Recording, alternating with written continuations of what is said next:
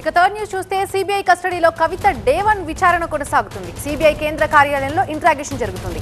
Room number 302లో కవితను విచారిస్తున్నారు. Liquor policy రూపకల్పన, ఆమ్ ఆద్మీ పార్టీకి 100 కోట్ల ముడుపులు, సౌత్ గ్రూప్ నుంచి డబ్బు సమకూర్చడం, నిందితులు అప్రూవర్స్ గా మారిన వారిచ్చినటువంటి వాంగ్మూలాలు, వాట్సాప్ చాటింగ్స్ పై సిబిఐ కవితను ప్రశ్నిస్తున్నట్టుగా తెలుస్తోంది. మౌఖికంగా, లిఖితపూర్వకంగా కూడా సీసీటీవీ ఫుటేజ్ పర్యవేక్షణలో సిబిఐ కవితను ప్రశ్నిస్తున్నారు.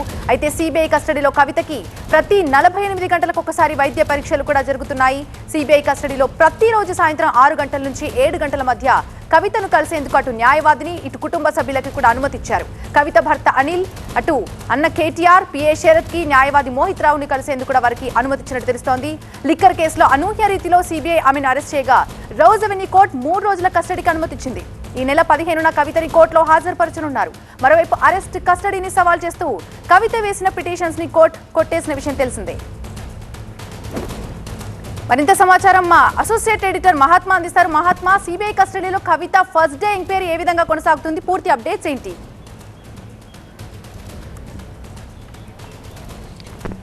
ప్రస్తుతం నా వెనకాల కనిపిస్తున్నదే సిబిఐ హెడ్ క్వార్టర్స్. ఇందులోనే కవిత నుంచి ప్రస్తుతం విచారణ జరుపుతున్నారు. సోమవారం ఉదయం 10 గంటల వరకు ఈ విచారణ కొనసాగుతుంది.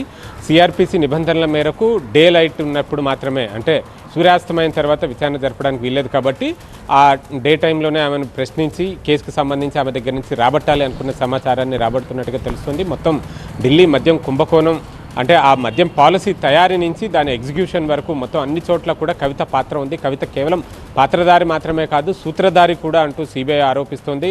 నిన్న రిమాండ్ సందర్భంగా దాఖలు చేసిన రిమాండ్ రిపోర్ట్లోనే కొన్ని సంచలనమైన అంశాలను కూడా పొందుపరిచింది.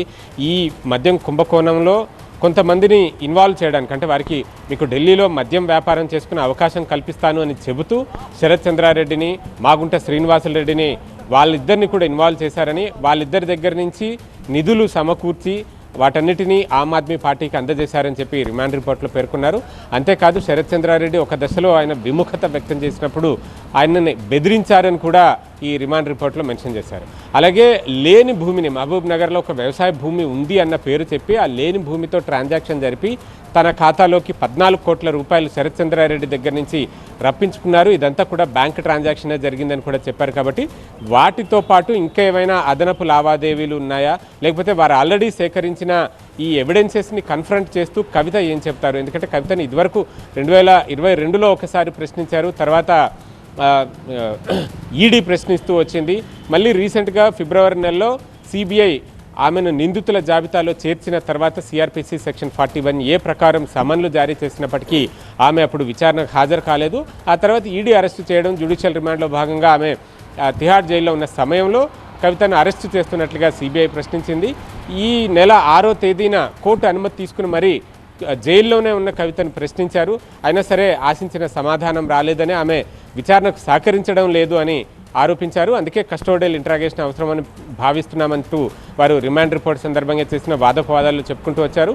తాము సేకరించిన ఎవిడెన్సెస్తో కన్ఫ్రంట్ చేసి ఆమె దగ్గర నుంచి మరింత సమాచారాన్ని రాబట్టాల్సి ఉంది అంటూ చెప్పారు. కాబట్టి ఆ మేరకే ప్రస్తుతం విచారణ అంతా కూడా జరుగుతున్నట్టుగా తెలుస్తుంది. ఈ మొత్తం కేసులో సిబిఐ నమోదు చేసింది IPC and prevention of corruption act, ఈ 2 చట్టాల ప్రకారం కేసులు నమోదు చేశారు. కాబట్టి ఆ మేరకు కవిత పాత్ర ఎంత ఏంటి అనేది తెలుసుకునే ప్రయత్నాలు చేస్తున్నారు. కవితకు వ్యతిరేకంగా ఇప్పటికే చాలామంది సాక్ష్యాలు కూడా ఇచ్చారు, వాంగ్మూలాలు ఇచ్చారు. సో వాటిని బేస్ చేసుకుని కవితను ప్రశ్నిస్తున్నట్టుగా తెలుస్తుంది. Right, thank you.